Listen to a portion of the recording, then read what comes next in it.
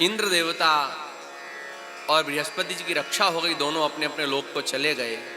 भगवान की वो क्रोधाग्नि समुद्र में गई, लेकिन भगवान की अग्नि अमोघ है, मतलब उसका कुछ न कुछ प्राकट्य होगा, कुछ न कुछ निर्माण करेगी वो। जैसे कि पहले भी मैंने बताया था कि भगवान की एक बार क्रोधाग्नि हुई तो उससे बड़वानल उत्पन्न हुआ, जिससे वो समुद्र का जल पीता रहता। समुद्र का जल में कभी बाढ़ नहीं आती, ये कथा आप लोग सुन चुके हैं। ये जो अग्नि है,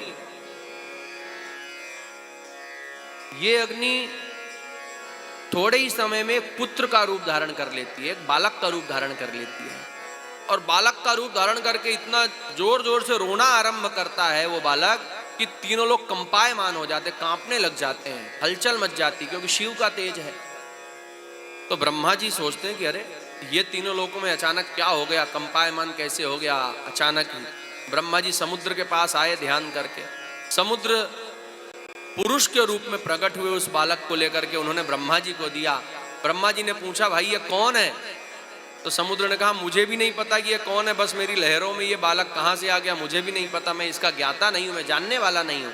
शिव की लीला को कौन जाने साधारणता है। तब ब्रह्मा जी उससे लाड़ करने लगे, लेकिन जैसे ही ब्रह्मा जी उसको अपने छाती में लगाने लगे तो उसने दोनों हाथ से ब्रह्मा जी का गला दबा दिया। अब जब गला दबाया तो ब्रह्मा जी का सांस अवरुद्ध होने लगा, अर्थात कि श्वास नहीं ले सकते थे।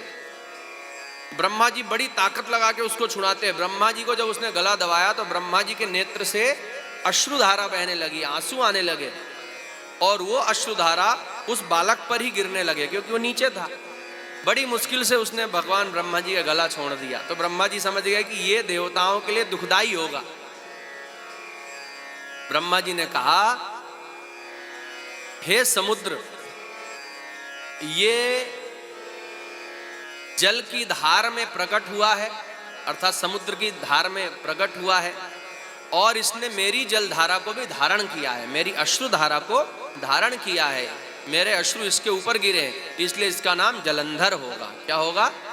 जलंधर नाम दिया।